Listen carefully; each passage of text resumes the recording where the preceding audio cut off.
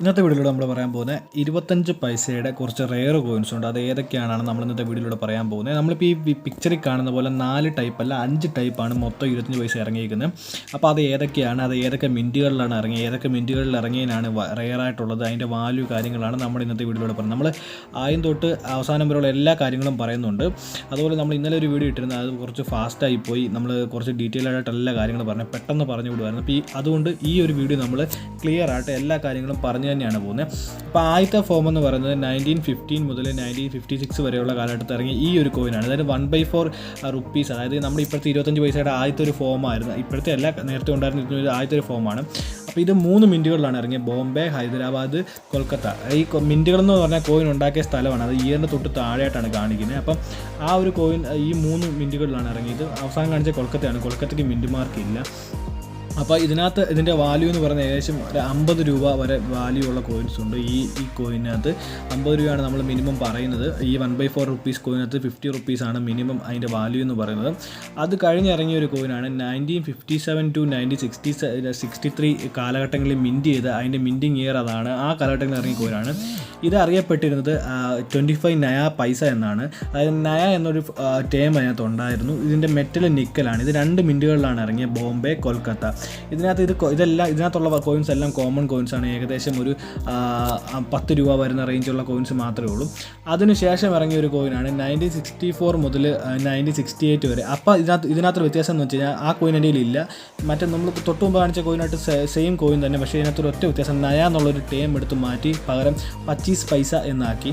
ആ ഒരു കോയിനകത്ത് കുറച്ച് റെയർ ആയിട്ടുള്ള കോയിൻസ് ഉണ്ട്. അത് ഏതൊക്കെയെന്ന് പറഞ്ഞു കഴിഞ്ഞാൽ, അതായത് 1967 ബോംബെ മിൻറ്റിൽ ഇറങ്ങിയ കോയിൻ ഏകദേശം 200 രൂപ, അതായത് 200 റുപ്പീസ്. അതായത് 1968 കൊൽക്കത്ത മിൻറ്റിന് 150 റുപ്പീസ്. അങ്ങനെ അതാണ് അതിനകത്ത് റെയർ ആയിട്ടുള്ള 2 കോയിൻസ് എന്ന് പറയുന്നത്.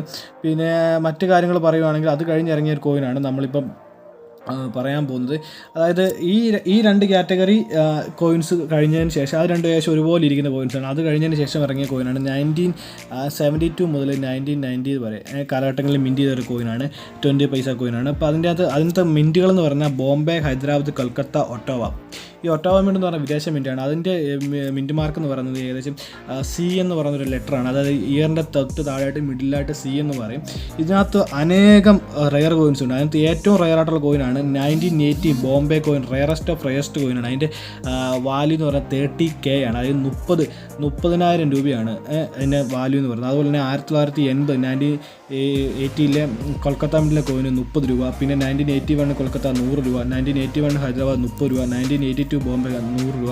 1982 കൊൽക്കത്ത 100 രൂപ. 1983 കൊൽക്കത്ത 30 രൂപ. 1984 ഹൈദരാബാദ് 500 രൂപ. 1985 ബോംബെ റെയർ കോയിനാണ് 250 രൂപ. 1989 കൊൽക്കത്ത 40 രൂപ. 1999 ഹൈദരാബാദ് 1000 രൂപ റെയർ കോയിനാണ്. അതായത് 1990 ബോംബെ ഒരു 40 രൂപ എന്നീ രീതിയിലാണ് ഈ കോയിൻ്റെ സ്റ്റാർട്ടിംഗ് വാല്യൂസ് വരുന്നത്. അതിനുശേഷം ഏറ്റവും ലാസ്റ്റ് ഇറങ്ങിയ കോയിനാണ് നമ്മളിപ്പോൾ കാണുന്ന സ്റ്റെയിൻലെസ് സ്റ്റീൽ കോയിന്. അതെന്ന് പറയുന്നത് 1988 മുതൽ 2002 വരെ മിൻറ്റ് ചെയ്തുകൊണ്ടിരുന്ന കോയിനാണ്. അതിനകത്ത് പറയാനുണ്ട്, അതിനകത്ത് എല്ലാ മിൻറ്റുകളും, അതായത് നമ്മൾ ഈ കാണുന്ന എല്ലാ മിൻറ്റുകളിലും മിൻറ്റ് ചെയ്തിരുന്ന കോയിനാണ്. അപ്പോൾ ഇതിനകത്ത് കുറച്ച് റെയർ കോയിനുണ്ട്. ഒത്തിരി വാല്യൂ ഒന്നുമില്ല. 1988 കൊൽക്കത്തയ്ക്ക് ഒരു 30 രൂപ. 1992 കൊൽക്കത്തയ്ക്ക് ഒരു 75. 1992 ഹൈദരാബാദ് ഒരു 75. 1993 ബോംബെ ഒരു 100 റുപ്പീസ്.